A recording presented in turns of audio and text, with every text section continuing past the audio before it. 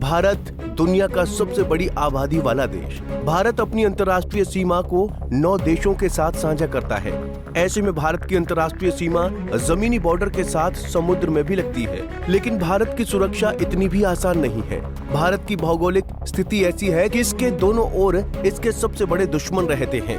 भारत इन दोनों देशों के साथ जंग के मैदान में जा चुका है और इस जंग की कीमत संगठित जम्मू कश्मीर को चुकानी पड़ी है। लेकिन भारत की इन अंतर्राष्ट्रीय सीमाओं की अपनी एक कहानी है, जिसकी शुरुआत ब्रिटिश हुकूमत के दौर से होती है। आइए भारत की अंतर्राष्ट्रीय सीमा को समझते हैं। दरअसल भारत की भौगोलिक स्थिति ऐसी है जहां वो अपनी भौगोलिक सीमा 2 ऐसे पड़ोसियों के साथ साझा करता है जिसके साथ उसकी जंग हो चुकी है। लेकिन भारत की स्थिति कैसे एक देश के तौर पर बदली है, आइए इसे समझते हैं। भारत की अंतर्राष्ट्रीय सीमा की क्या स्थिति है? बांग्लादेश। भारत बांग्लादेश सीमा भारत की सबसे लंबी अंतर्राष्ट्रीय भूमि सीमा है, जिसकी कुल लंबाई लगभग 4096 किलोमीटर है। बांग्लादेश भारत के साथ लगभग 550 किलोमीटर की समुद्री सीमा भी साझा करता है, जिसकी देखरेख भारतीय नौसेना करती है। चीन। भारत और चीन के बीच सीमा की लंबाई लगभग 3488 किलोमीटर है। ये सीमा लद्दाख, हिमाचल प्रदेश, उत्तराखंड, सिक्किम और अरुणाचल प्रदेश से लगती है। भारत चीन सीमा पर कोई स्पष्ट अंतर्राष्ट्रीय सीमांकन नहीं है, बल्कि एक LAC यानी लाइन ऑफ एक्चुअल कंट्रोल है, जो विवादित है। पाकिस्तान। भारत और पाकिस्तान के बीच की सीमा लगभग 3310 किलोमीटर लंबी है और ये जम्मू कश्मीर, लद्दाख, पंजाब, राजस्थान और गुजरात से होकर गुजरती है। ये सीमा मुख्य रूप से रेड क्लिफ रेखा के आधार पर बनी है। इसके अलावा जम्मू कश्मीर क्षेत्र में LOC यानी लाइन ऑफ कंट्रोल के रूप में एक सैन्य नियंत्रण रेखा भी है। नेपाल। भारत और नेपाल के बीच की सीमा लगभग 1752 किलोमीटर की है और ये एक खुली सीमा है जहां नागरिक बिना वीजा यात्रा कर सकते हैं। म्यांमार। भारत म्यांमार सीमा की लंबाई लगभग 1643 किलोमीटर है और ये सीमा अरुणाचल प्रदेश, नागालैंड, मणिपुर, मिजोरम से होकर गुजरती है। म्यांमार के साथ भारत की एक समुद्री सीमा भी है जो बंगाल की खाड़ी में है और इसकी देखरेख भारतीय नौसेना करती है। भूटान। भारत और भूटान के बीच लगभग 578 किलोमीटर लंबी एक शांतिपूर्ण और खुली सीमा है। अफगानिस्तान। भारत और अफगानिस्तान के बीच लगभग 106 किलोमीटर की सीमा है जो केवल लद्दाख क्षेत्र में स्थित है। ये सीमा सीधे तौर पर भारतीय प्रशासन के अधीन नहीं है, क्योंकि ये पाक अधिकृत कश्मीर यानी POK से जुड़ी हुई है। श्रीलंका।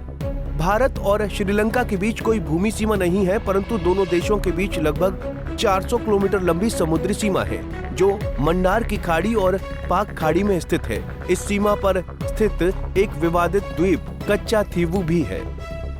मालदीव। मालदीव भारत के साथ कोई भूमि सीमा साझा नहीं करता, लेकिन दोनों देशों के बीच समुद्री सीमा लक्षद्वीप समूह के दक्षिण में स्थित है। यह क्षेत्र मलिकू कुंडू के नाम से जाना जाता है और इसकी निगरानी भारतीय नौसेना द्वारा की जाती है। मालदीव भारत के साथ कोई भूमि सीमा साझा नहीं करता, लेकिन दोनों देशों के बीच समुद्री सीमा लक्षद्वीप द्वीप समूह के दक्षिण में स्थित है। ये क्षेत्र मलिकू कुंडू के नाम से जाना जाता है और इसकी निगरानी भारतीय नौसेना द्वारा की जाती है। इंडोनेशिया। भारत और इंडोनेशिया के बीच लगभग 555 किलोमीटर समुद्री सीमा है जो अंडमान और निकोबार द्वीप समूह के दक्षिण पूर्व में स्थित है। ये एक रणनीतिक रूप से महत्वपूर्ण सीमा है और इसकी निगरानी भारतीय नौसेना द्वारा की जाती है। थाईलैंड। भारत और थाईलैंड के बीच भी लगभग 212 किलोमीटर की समुद्री सीमा है जो अंडमान सागर में स्थित है। वहीं अगर बात करें भारत पाकिस्तान और भारत चीन के बीच की सीमा, तो इसमें LAC और LOC की अक्सर बात होती है। ऐसे में सवाल उठ रहा है कि दोनों देशों के बीच ये सीमा क्या है। वहीं LOC या नियंत्रण रेखा भारतीय प्रशासित जम्मू और कश्मीर यानी आजाद कश्मीर के कुछ हिस्सों को पाकिस्तान कब्जे वाले कश्मीर यानी गिलगित बाल्टिस्तान क्षेत्र से विभाजित करने वाली सीमा है।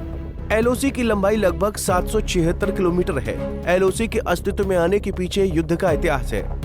पाकिस्तान ने भारत की रियासत के साथ एक स्टैंड स्टिल समझौते पर हस्ताक्षर करने के बावजूद जम्मू कश्मीर पर आक्रमण किया।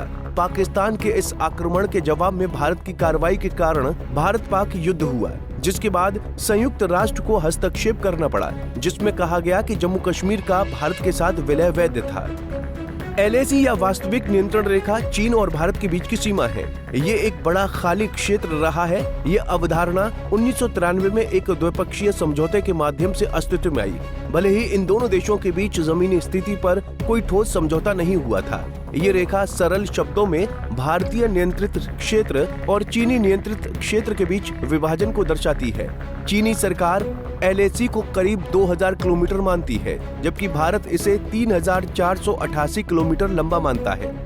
बहरहाल भारत की भौगोलिक स्थिति ऐसी है कि इसे हिमालय का पानी भी मिलता है तो दुश्मन से बचाव भी। भारत चीन के बीच हिमालय एक नेचुरल बॉर्डर है, लेकिन ये बॉर्डर तब तक है जब तक भारत की स्थिति डिफेंसिव रहेगी। अगर भारत अपनी सेना को मजबूत करता है तो उसे इस नेचुरल डिफेंस की आवश्यकता नहीं है। लेकिन पाकिस्तान के साथ बदलते रिश्तों के बीच भी भारत अपना रुख साफ किए हुए है। फिलहाल के लिए इस खबर में इतना ही। देश और दुनिया की बड़ी खबरों के लिए देखते रहिए पंजाब केसरी टीवी। हमसे जुड़े रहने के लिए हमारे YouTube चैनल को सब्सक्राइब करें और नई वीडियो की नोटिफिकेशन के लिए बेल आइकॉन को दबाएं।